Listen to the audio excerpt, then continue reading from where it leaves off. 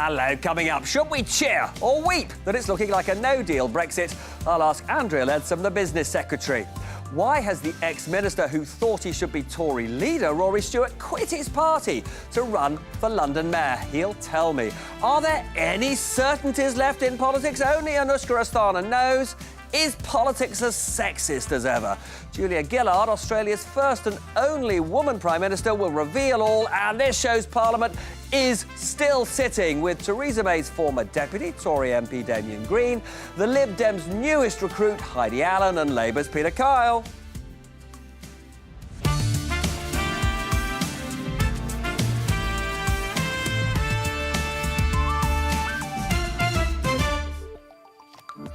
Watcher, and welcome to Brexit Limbo. His offer to keep open the border on the island of Ireland without the infamous backstop hasn't been formally rejected, but talks with the EU's negotiator, Michel Barnier, do seem rather pointless, especially after Germany's Chancellor Angela Merkel told Boris Johnson that she saw no alternative to keeping Northern Ireland in the backstop, perhaps forever. And those are the members of the cabinet, now feel even less empowered than the apocryphal vegetables in Margaret Thatcher's cabinet, because Johnson didn't even bother to tell them about that phone call with Angela Merkel.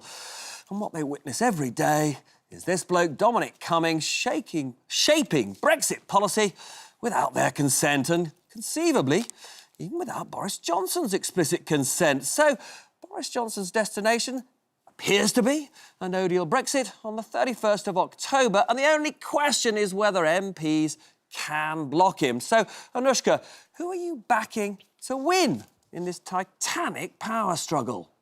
Robert, I'm far too impartial to answer that one. Maybe we can get some ideas from viewers at home instead, who can tweet us or find us on Instagram at ITV Peston. Send over any thoughts and I'll be reading through them during the show. Now, Boris Johnson has told colleagues, including our guest, Damien Green, that the Tories will not be offering no deal in the next election, which is interesting because it comes just days after a Downing Street source, widely thought to be Chief Strategist Dominic Cummings, told The Spectator, to marginalise the Brexit Party, we will have to fight the election on the basis of no more delays, get Brexit done immediately. We'll either have to leave without a deal on October the 31st or fight an election and then leave with no deal. So, is he right? Will the Brexit Party force the Tories' hands in an election?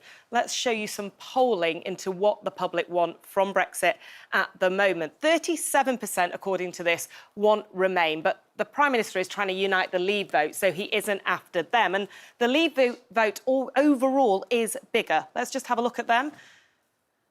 So only 7% want a Theresa May-style deal, 14% want a softer Brexit, but the biggest group, 27%, want to leave without a deal. Now, clearly, Johnson hopes to get an agreement that could persuade them.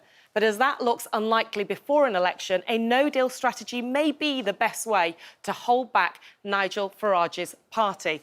However, it would be risky, according to Stephen Swinford in The Times. 5 cabinet ministers are on the resignation watch list if a no-deal strategy is unveiled. Nicky Morgan, Julian Smith, Robert Buckland, Matt Hancock and Geoffrey Cox, although interestingly, he was surprised to make it onto this list. Robert. Thank you so much, Anushka. Well, I'm delighted to be joined by my distinguished mini-parliament, Damien Green, wasn't that long ago Deputy Prime Minister, Heidi Allen, one of our favourite guests. Now, 3 parties in how many months is it now? You're a sort of living metaphor for what's going on in politics. The shift from the right to the centre ground again. And Peter Kyle from the Labour Party. Damien, I thought I would sort of kick off with you. We had that, I thought, historically unprecedented long text message to The Spectator, which they printed, which bore an uncanny resemblance to the writing style of Boris Johnson's Chief of Staff, Dominic Cummings. It seemed to imply that in the looming general election, the Tory party would campaign explicitly for no-deal Brexit, but you saw the Prime Minister today. What did he tell you about that? I did. Well, I led a delegation from the One Nation caucus of 80 or so Tory MPs, and we were making the simple point that we think to have no deal as the main purpose, as it were, of Brexit policy would be wrong and unacceptable. And the Prime Minister reassured us that, just as he has been, he will continue to try and look for a deal. Clearly, I think there's ambiguity about no deal being on the table. No deal is clearly a possibility because you need both sides to make a deal. Sure. But the British government still wants a deal and will continue to want a deal. What some of your colleagues would say to you is that if you don't have a clear policy to get out by a specified date, and probably via a no-deal Brexit, you'll be massacred by Nigel Farage and the Brexit Party. Isn't that a genuine concern? Well, I mean, since he became Prime Minister, Boris Johnson has always said that he wants to get out by October 31st. Clearly, there is the complication of the Ben bill, which makes that, at best, extremely difficult, possibly impossible. At that point, we enter into the world of lawyers. But let's assume that if Parliament continues with that, then our best hope of avoiding any problems of that sort is to get a deal. And your introduction was extremely pessimistic about that.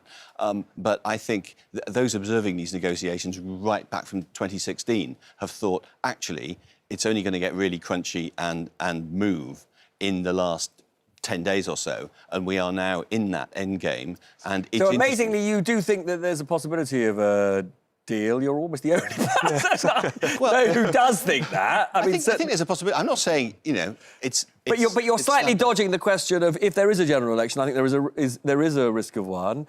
You'll be wiped out by Nigel Farage, won't you? If you don't have a clear no deal offer. I mean, I think saying that.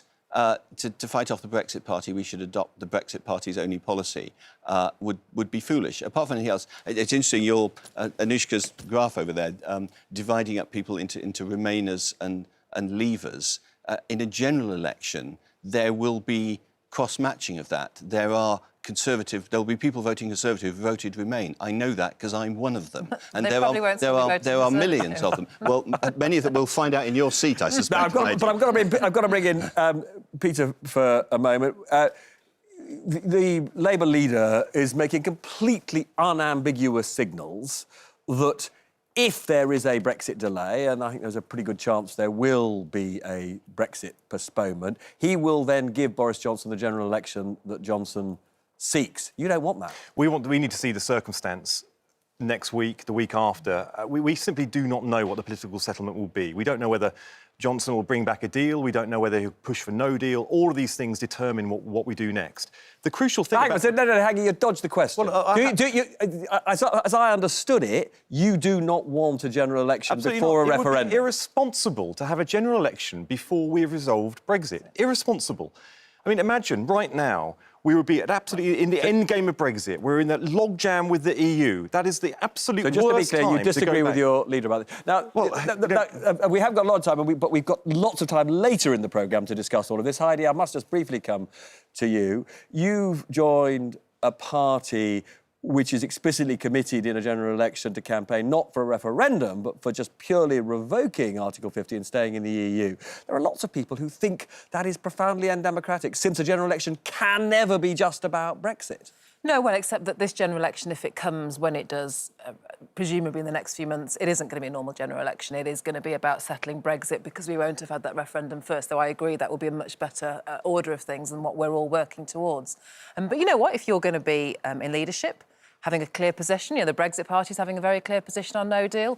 The Liberal Democrats are saying both things, referendum before a general election preference. But if there's a general election where we have a manifesto we can put down, then this is what we think is best for the country and give us a majority to enact that. So much more to chew on later in the programme. But first of all, I want to go to the Business Secretary, Angela Leadsom. I had a chat with her just a few minutes ago, and I began by asking her an incredibly simple question: to put a probability on Boris Johnson actually doing a Brexit deal. Well, I would say that there's still a good chance. I wouldn't put a probability on it. And we're seeing the final stages of a very tough negotiation. There's no doubt it's in everyone's interest that we get a deal, and there's no doubt that Boris is going to try very hard to do that. I mean, you and your colleagues tell me he is trying very hard, Yeah. but we had Angela Merkel on the phone to him yesterday saying, as far as she was concerned, the only deal had to involve Northern Ireland staying in the backstop potentially forever. Sources in Downing Street at that point say to me, looks as though we're not going to get a deal. Aren't they right? Well, you know, the truth is that if the EU doesn't compromise at all, then the UK will be leaving the EU without a deal. So what they're seeking to avoid in Northern Ireland becomes much more challenging. So actually what we really need here, we've put a really well thought through compromise offer, which, let's be clear, Parliament could potentially get behind. I mean, there were a number of people in Parliament who've previously been very strongly against Theresa May's withdrawal agreement, for example, who are saying that they could support this deal. So Boris Johnson has compromised. He's put together this deal. It's for the EU now to come to the table and find a way forward with us. But EU sources are saying to me that they don't believe that the customs arrangement would achieve they say has to be achieved, keeping the border open, protecting their single market by the end of 2021, which is the current deadline. And that's why they are saying there needs to be some form of the backstop, which Parliament has already rejected. Just to be clear, if they said there is a deal, but it would require a backstop that perhaps was time limited or perhaps we could get out of at some point, could you accept that? Well, I mean, the point is Parliament voted against the backstop that was in the previous withdrawal agreement 3 times. So Parliament won't wear it. So this government has made clear that we will not accept the backstop. So no version of the backstop? There won't be the backstop. The UK even will a time-limited version? The EU will leave the customs union and the single market entirely whole, and there won't be the backstop. Even for a short extra period? Well, you know, this is a very tough negotiation, and Boris set out very clearly the red lines, which were that we would not entertain a backstop. And I just want to be clear, I'm sorry to try to be precise about this. I think you are saying even a time-limited backstop is not acceptable. That's right. OK, that's very helpful. Now, in that telephone conversation with the German Chancellor did seem terribly important. In fact, it was so important that Downing Street rang up people like me to tell me all about it. Boris Johnson didn't tell the Cabinet about it. Were you a bit surprised by that? I don't ever talk about what goes on in Cabinet, and definitely not Some of your colleagues have talked to me about it, and they say they were amazed they weren't told about it, given that the conversation happened just before Cabinet. Well, you know, we at Cabinet, we discuss a huge range of subjects, and they're not for public disclosure, so I just won't comment on what goes on in Cabinet. You were in Theresa May's Cabinet, as well as, obviously, the current Cabinet. Do you feel that ministers are better or worse informed by Boris Johnson than they were by Theresa May? I mean, you know, again, I won't comment on what goes on in Cabinet. No, but this is not detail. This is sort of general question about the role of Cabinet and the power of Cabinet. So I would say that there is every bit of open discussion where there are frank views exchanged and welcomed to be exchanged under both Prime Ministers. And I think we do have, you know, a range of topics that we discuss. But obviously, since Boris became Prime Minister, there is a big focus on making sure that we get a deal, that we get Brexit done, and that we then move on to deliver on what are people's priorities around things like the NHS and more money for schools and more police and so on. So we're at great pace at the moment. There is definitely a lot to get through. But you're feeling you're getting the information you need? Yes, definitely. Some of your colleagues don't seem to agree. Another thing they raise is that his senior advisor, Dominic Cummings, seems to have an enormous amount of independent power. Some of them were a bit shocked by this memo or this text that he wrote to The Spectator magazine. Are you a little bit shocked by quite how much power Dominic Cummings seems to have? I mean, I have the greatest regard for his ideas, his determination to get the job done, and work with him very, very positively and very proactively. So, you know, I'm not going to comment on what I think you're alluding to, which is a leaked text. I'm not sure it's been attributed to him. But just to be clear, you're not uncomfortable that he operates without the normal checks and balances? I think the Prime Minister has a huge amount to work through. He wants to get Brexit done so that we can get back onto the domestic priorities of people in this country. And, you know, for me as Business Secretary, we've got some fantastic projects around the path to net zero emissions, so to tackle global climate change and all of the amazing innovation that's coming out of the UK. We want to get on and start talking about those things. And in order to do that, to give businesses certainty so they can make investment decisions, hiring decisions and so on, we have to get Brexit done. So that's where all the energies are focused. And Boris has some very good advisors around him. I think you're saying it's good that he's got... I think you're saying it's good that Cummings has got this latitude, this freedom. Well, we need people with energy and dynamism and ideas.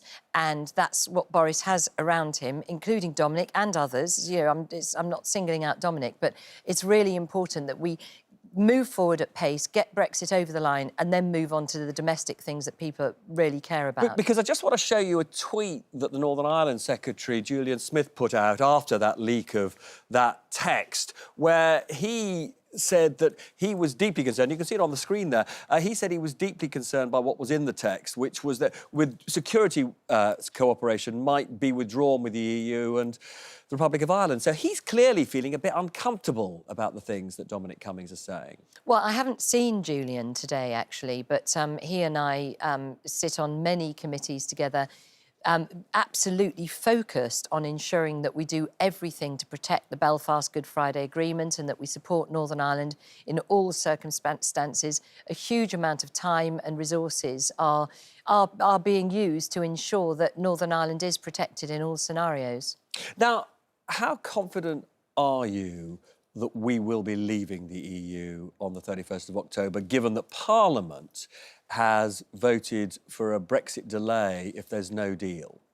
So the law says that we will leave the EU on the 31st of October, and so the Benn Act makes some other legal proposals and the government abides by the law, but I am quite clear that we are determined to leave the EU on the 31st of October, regardless of whether there is a deal or isn't a deal. But our absolute priority is to ensure that there is a deal. That's what we're really focused on. If there isn't, Prime Minister has told the Scottish courts he will write this letter requesting a delay. Now, Downing Street are also signalling to me that there would probably then be a second letter from the Prime Minister saying he personally and ministers don't want a delay. Is that an appropriate way to go, do you think? Well, it is quite clear that the government's policy is that we do not want to delay. I don't think anybody can be in any doubt about that. So I think it's perfectly reasonable to make that point very clearly. To the EU? Absolutely. We make that point every single day to every possible news outlet. So it's perfectly clear to everybody that Boris Johnson is determined to get Brexit done on the 31st of October. Now, in Downing Street again, they seem to be reconciled that if the EU, despite what the Prime Minister says to them, gives a delay, in those circumstances there would almost certainly be a general election. What should be in the Tory manifesto? Should it be a straightforward commitment to a no-deal Brexit? Well, I think Boris Johnson has attempted to get a general election multiple times. He's challenged the opposition to have a general election, to let the people settle it. But instead what's happening is the opposition are determined to try to tie his hands to stop us from leaving the European Union in line with the referendum. That's completely anti-democratic. And so when we do finally get that general election, when Labour finally decides to concede that it's right for the people to decide how we take this forward, then obviously our manifesto will be set out at that point. And but with the Brexit party and Nigel Farage campaigning on a platform of a no-deal Brexit, many of your colleagues tell me you have to campaign also for a no-deal Brexit, otherwise the Brexit vote will be split. Well, what's really important is that we deliver on the referendum and that we leave the European Union. And if there is in any sense of the word, a general election where the Conservatives are not seen to be delivering on that, that's when we'd have problems. So we will absolutely have front and centre of our manifesto, if we haven't already left the European Union, that we will absolutely ensure we do so. I think you're saying that your preference would be for a pretty unambiguous commitment to a no-deal Brexit in those circumstances. So I'm definitely not predicting or hoping for those circumstances. It is our clear Sure, no, I get that, intention but they to might leave happen. the But they EU on might the happen. You've 31st got to of accept they October. might happen. Well, I'm not actually accepting that that might happen. I think we are determined to leave on the 31st of October and then to move on and then to fight a general election on the domestic priorities Sure. that people have. But I think That's you much are more saying, important. nonetheless, there has to be an unambiguous commitment to an early Brexit in the circumstances which you don't want of a general election Well, before Brexit. Boris Johnson and the Conservative Party will absolutely ensure that we leave the European Union in line with the referendum. And whatever that takes, we will deliver it, and we are determined to do that by the 31st of October. One final question. We're almost out of time. You may have seen that the President of the European Parliament said today that he had had conversations with John Bercow about the circumstances of giving a Brexit delay, and he told John Bercow that in those circumstances, in his view, there would have to be either a general election or a referendum.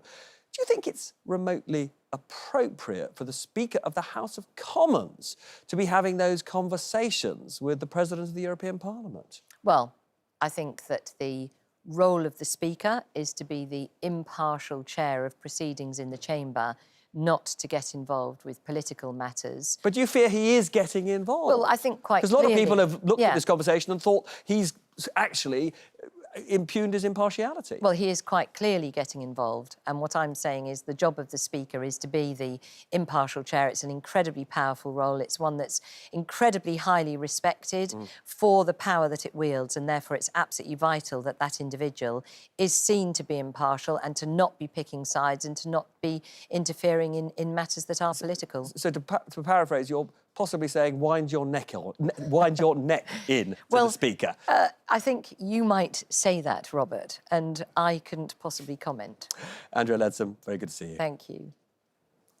So let's pick up on a bit of that with Damien Green. Damien, one of the striking things that we just heard from senior member of the Cabinet, Andrea Leadsom, saying is that if the EU come back and offer something that I think somebody like you just a few weeks ago would have regarded as wholly acceptable, which is a time-limited backstop, she is saying the current government would simply say that's unacceptable and would reject it. How do you react to that? I mean, for me, it would partly depend on the length of time.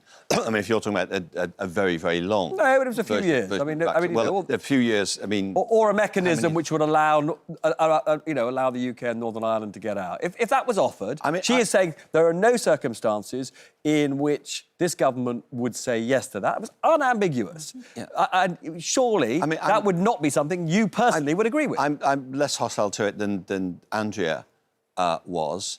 But the fact is, it's not on offer yet.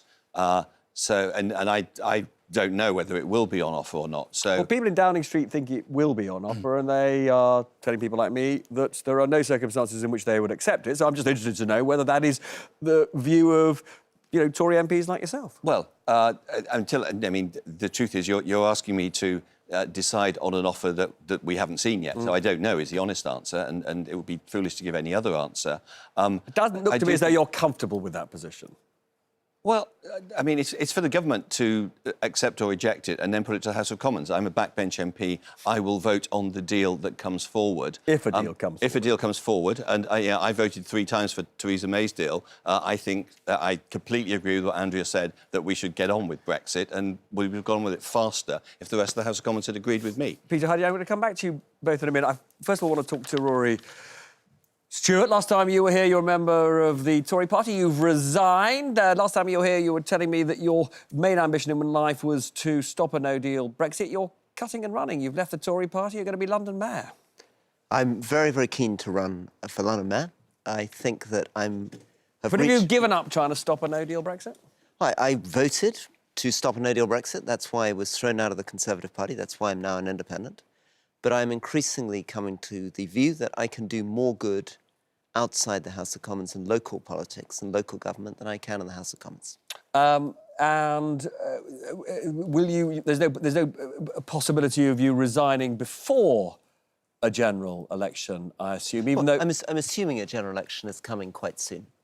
So I'm assuming that once we're through the 31st of October, people will move quickly towards a general election. But the reason I'm attracted to local politics, I think one of the reasons there's a lack of trust in British politics is that often members of parliament or ministers are not actually directly responsible for the things their voters want them to be responsible for. And I want to get back to a politics where I can deal with crime, where I can deal with transport, deal with air quality, things that actually matter to people. Now, you will be aware that London voted overwhelmingly to vote to remain. It's still regarded as a sort of Remain city. In fact, when Downing Street attack people who stand in the way of Brexit, they attack them as London Remainers. You are somebody who has consistently told me you want Brexit. Have you changed your mind? Well, I voted for Remain. I opposed the no-deal Brexit. I believe in a compromise, and I've tried to argue for a compromise. I'm afraid that ground seems to be collapsing beneath my feet. Would you now favour a referendum?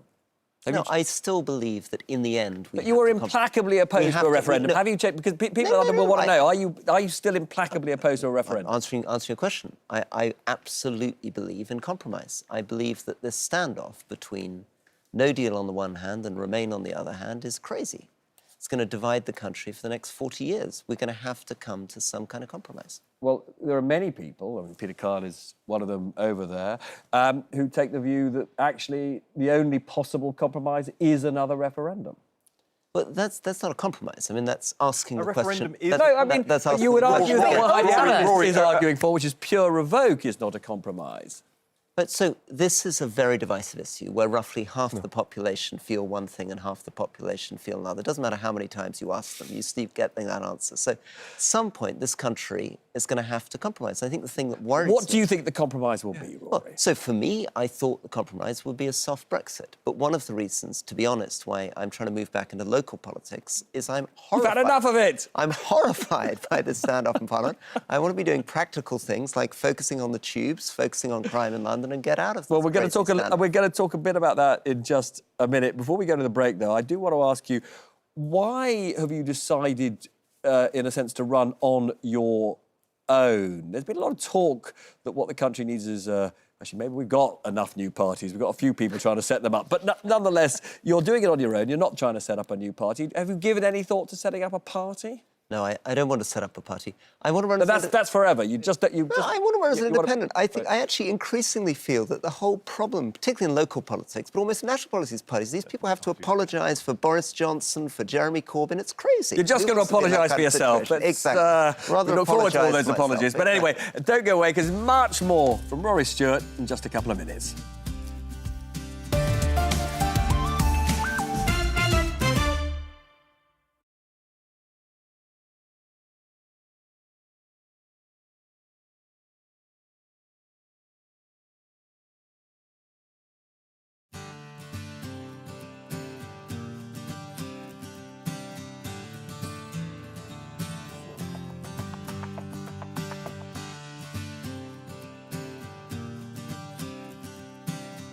Hello, welcome to the Twitter break, #Peston. I am joined by Andrea Leadsom. Thank you for coming here. And we're going to play The Apprentice. You watch it? Yeah, on the odd occasion, have been known to. So you will know that this man, at the end of each programme, hires or fires someone. And we're going to give you some people, and we want you to decide whether they are hired or fired. And if you would like to, you could look straight into that camera once we've got them up there. Okay. And we could say, you know, for example, if I was doing it on Robert, I would say, he's really funny, he's brilliant, he just did an amazing interview, you're hired. Oh, you're so sweet. Oh, that's really nice. Check this I out. wish you would say Give her a pay rise. It is Your Apprentice. Oh, wow, this is me. Right. Andrea Sugar. Andrea Sugar. Something like that. Here we go. Are you ready? Yeah, I'm ready. Colleen and Rebecca Vardy. You know the Colleen, you're hired because you are fantastic, and what would Wayne do without you?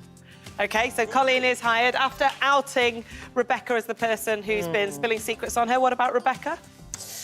Oh, I'm afraid, Rebecca, you have to go. It's not good to dob in your friends. Nice. This man, the speaker, after what you just said on air? Fired, obviously. Is that it? Yeah, Why? that's it. Doesn't need any more. Doesn't need Fired, more. obviously. Oh, Donald Trump. OK, I think I'm putting you on probation and next year 250 million viewers are going to decide whether to keep you on the programme or not. On probation. Good answer. OK, and finally, Jennifer Arcuri. OK, I think she just resigned. OK. Is that all right? Any comment on her? No? Nah. And just to be clear, when it comes to Colleen and Rebecca Vardy, Rebecca has denied the allegations.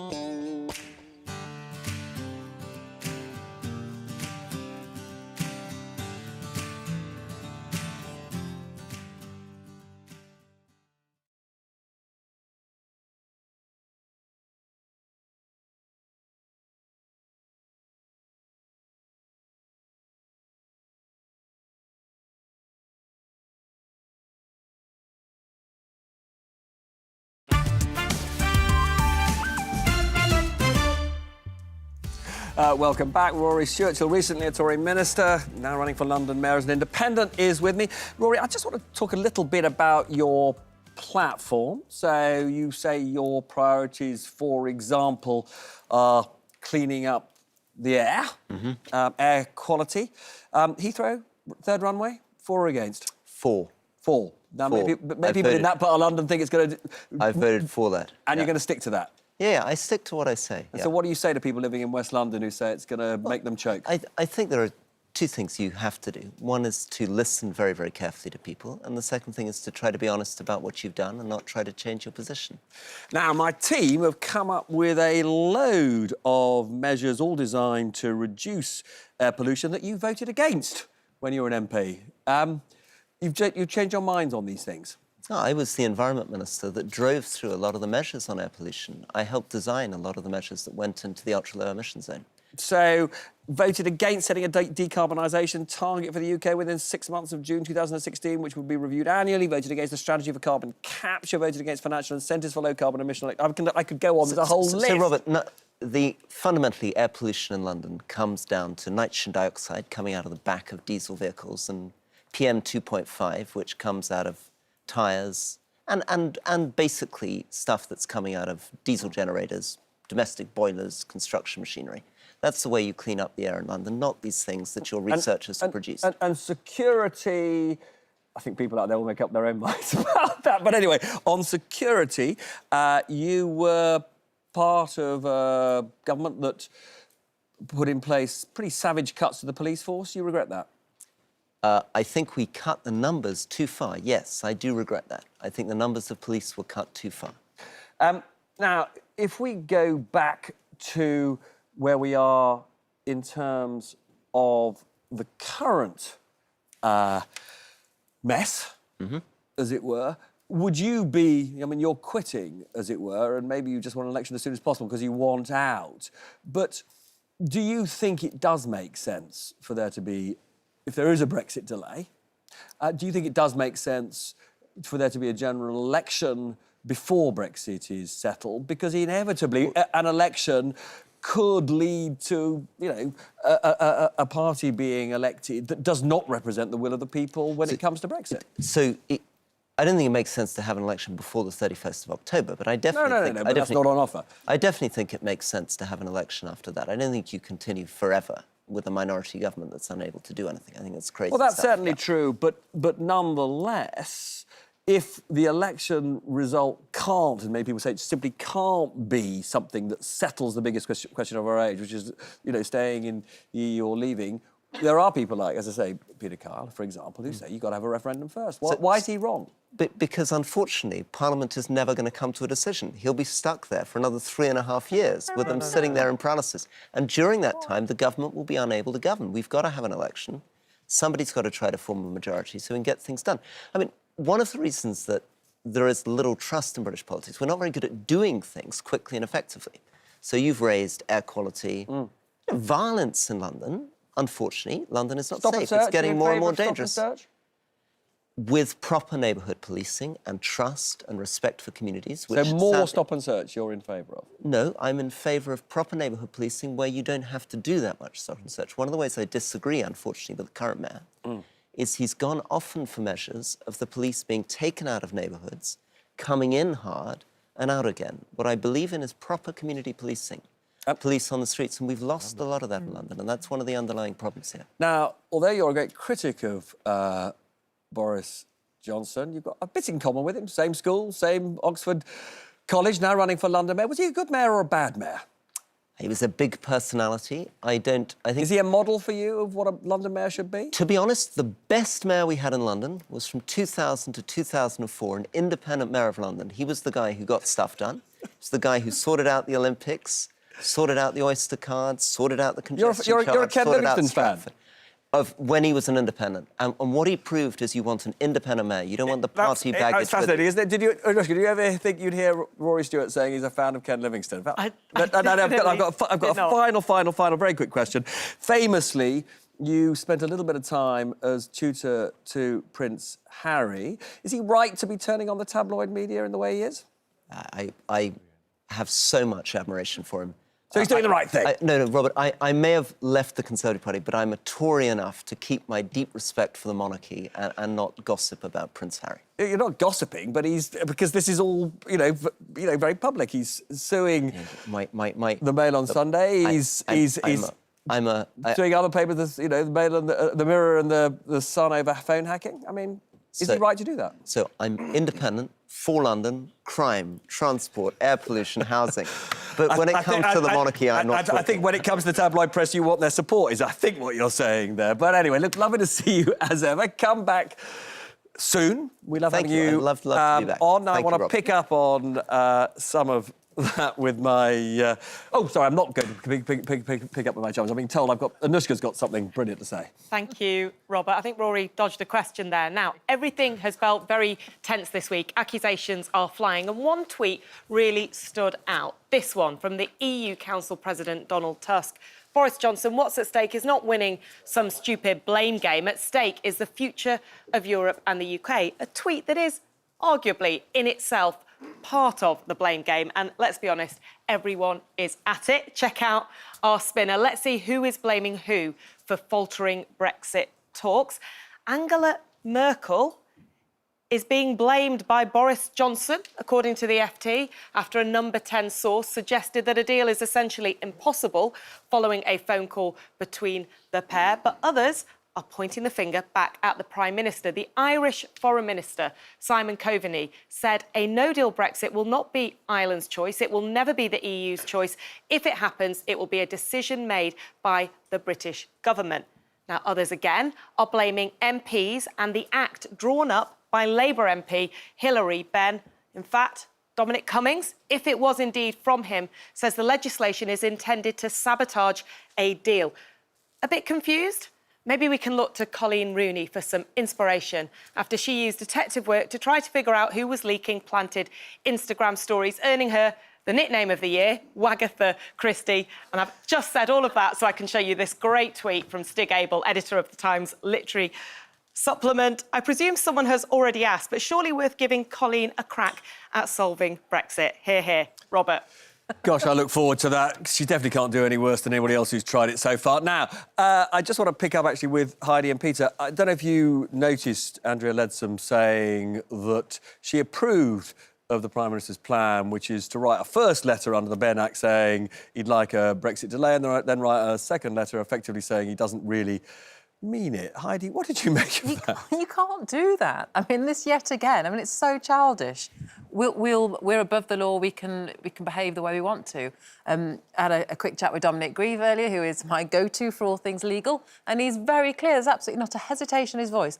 Best endeavours. That's what a court would look for. Best endeavours. They would immediately quash that second letter. But Peter, you have to accept, whether he writes the letter or not, he will continue to say he doesn't want a Brexit delay, EU leaders are then in I think, a very, very difficult position, because all the history of the EU is that you negotiate with heads of government, and he will still be the head of the government. And actually, many of them will be thinking, you know, I might have a rebellion from my own parliament. Is it really sensible for them to give a Brexit delay to a bunch of MPs who are not the British government? Robert, he doesn't have to have a delay. He can leave on the 31st if he does what he promised to do. During the leadership race for the Tory party, he promised to deliver a deal that was better than Theresa May's, that had no backstop. He said he could do it all the way through it. Since he's become Prime Minister, he has stood in Parliament at the dispatch box and promised time and again he will deliver a deal and it will be better than Theresa May's with no backstop. Yeah, we're pretty clear that's not going to happen, so what's your point? Oh, there you go. The point is, it's his responsibility. Yeah. If he isn't the grown-up in the room that can go and deliver the deal he has promised, he can't blame Parliament for standing up and taking control, for Parliament for showing the leadership that he has absented himself from. If he wants to leave on the 31st, he can do it. Deliver a deal, get it through Parliament like he promised. But I just want to ask, you know, David, you've been around, you know, knocking around politics for a while. I mean, it is sort of tricky for, you know, Angela Merkel and Macron and the rest to simply say, OK, we're going to throw all precedent out the window and we're just going to ignore what the Prime Minister of the United Kingdom said. Yeah, and it's tricky because there's something wrong with it. I think, I take the point, Dominic Grieve is somebody I would go to for legal advice as well. But this idea... Maybe you should try more. It's a problem with the Ben Act that says, that the courts would enforce by saying you've got to make best endeavours. The Ben Act is asking the government to do something. It doesn't matter, frankly, whether Boris Johnson writes a letter to Jean-Claude Juncker or not. Everyone knows what Boris's view is. Exactly. So, and they know as well. It's a bloody mess. I think we're dancing on the head of a pin. I don't think it's... I've got to go to a break, I'm being told. Don't go away. In just a moment, I'll be joined by the former Prime Minister of Australia, no less, Julia Gillard, and we're going to talk about sexism in politics, among other things.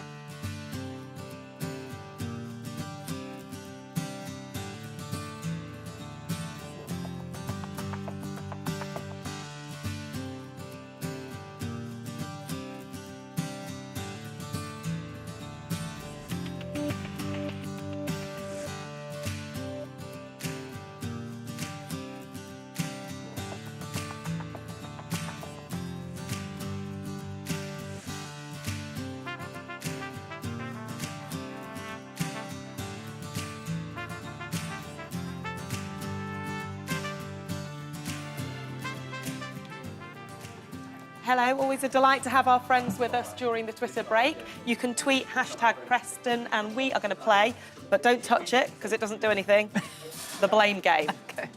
Right, here we go. What I want to know is, who is to blame for where we are right now? Can I go first? Yeah, of course. We blame the person who triggered Article 50 before we were ready for the negotiations. It's Theresa May. She knew we weren't ready. There was no plan. There was no detailed sketch. There was no red lines. There was no idea about what Brexit looked like. And she went ahead and started negotiation before government was even ready. Although this Parliament was never going to agree on a Brexit, and you need to know what the EU If she got it right, her government would have got it through. Damien, do you agree? I think... No, I don't. I'm afraid to say, but I'll give him the chance to plug his book a bit more. David Cameron decided to have the referendum. But you voted for it. He didn't need to. I know. We were wrong. Didn't you feel like your party put put pressure on him to do it? Well, some in my party did, but you know, parties put pressures on prime ministers all the time. He could have said no. He should have said no. George Osborne wanted him to say no, so it wasn't a slam dunk decision. So big mistake to have a referendum. Your mistakes to vote for it? Correct. You all voted for it. It's the only vote I regret as an MP was voting for the referendum. Yeah, I agree, David Cameron. Far too weak, far too complacent, far too relaxed. Of course Remain's going to win and didn't act as a Prime Minister and put the work in. But if over half the country wanted to leave, isn't it right to have given them a referendum? But I think it was... he was far too casual about it. He should have dealt with it, like you do with bullies, he should have dealt with the issues within his own party rather than subsidising that and delegating it out to public. But when you say when half the country wanted it, it was 37% of the actual country that voted for it. But also, how it elections wasn't. work. But it wasn't. But it wasn't. It wasn't in. It wasn't in. It was never in the top 10 voter concerns in the period leading up to it. It never has been. All right. So Lots of agreement here. we picked on an issue that the country wasn't worried about. Dave. I'm going to have to stop you. But thank you all very much. Bye-bye.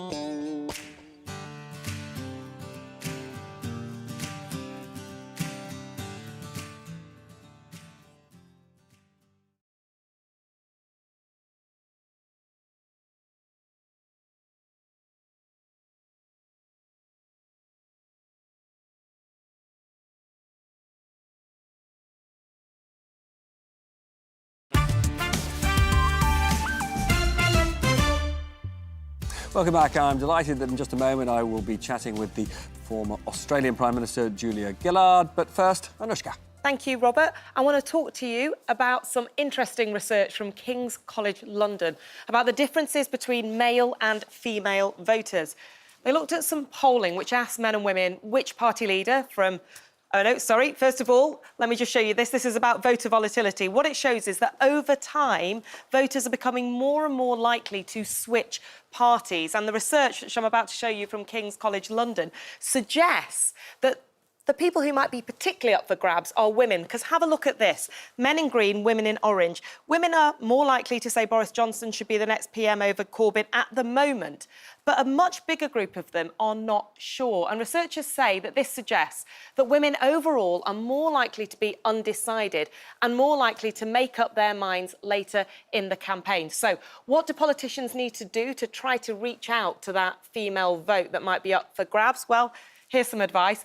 Maybe talk about things other than Brexit, because while the EU question is far in the lead, for men here, you can see, for women, it's going to come up in a second, it is only just ahead, I'm going to have to tell you because it's not here, it is only just ahead of the NHS. Women are more likely to cite hospitals, crime, schools and the economy than men. And therefore, they want to hear more about it. For all of this, thanks to the fabulous analysis of Professor Rosie Campbell. She is our Geek of the Week, but as Screeny has broken down, I'm afraid I can't give her the badge. Robert.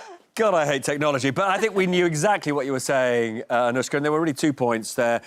One is that women tend to make up their minds slightly later in their political process. Perhaps they're a bit less stubborn, and also they're less fixated on particular resonant issues like Brexit at the moment. Does that accord, Julia Gillard, with your, longish experience in politics? I have had long experience in politics. I am now leading the Global Institute for Women's Leadership at King's College London, College, which from which the research comes, and Rosie Campbell's going to be delighted to have won Geek of the Week. My experience in politics is that women do tend to make their minds up later. Not every woman, and are more amenable to rational look, I have been out on the hustings when women have taken pamphlets from me and said to me literally, I'm keeping every one of them and I'm going to go through them on the night before the vote and then make up their mind. So taking a very sort of studious approach to doing it. What I think this research is telling us is women do participate in elections here in the UK in equal numbers to men, but they are clearly showing some different attitudes and dispositions, unsure between the party leaders, Mr Johnson and Mr Corbyn, and more motivated by issues other than Brexit. Obviously, Brexit's not irrelevant to them, but other issues are more important. So that does tend to say that whenever an election comes, political parties will need to be engaging in more than the Brexit conversation.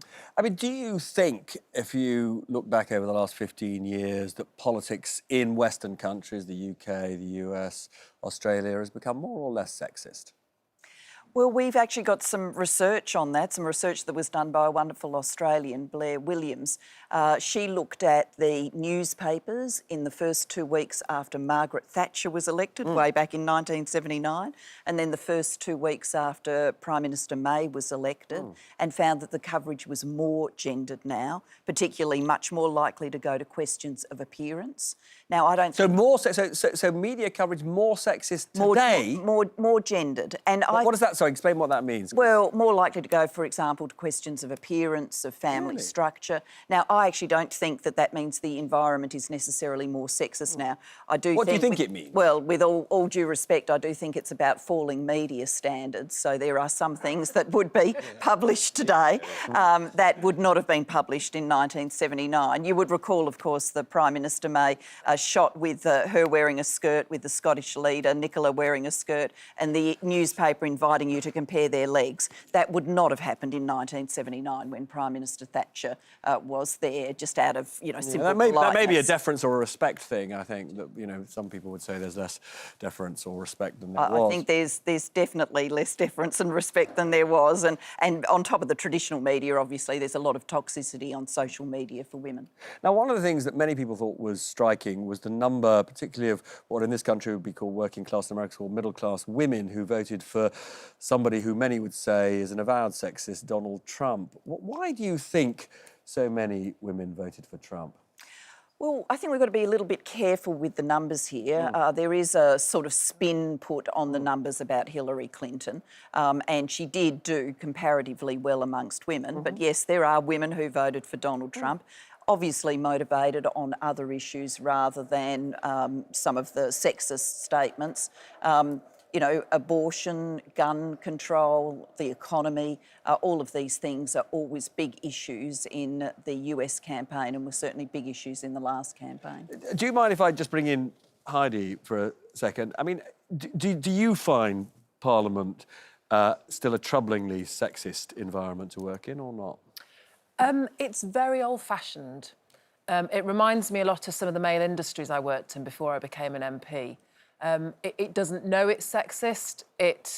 I remember one Tory MP who shall remain nameless, who's a hard Brexiteer, when I was still in the Tory party, taking me to one side and suggesting, now, dear, if you'd like me to take you through the Brexit legislation, then do let me know. And I never repeated the offer.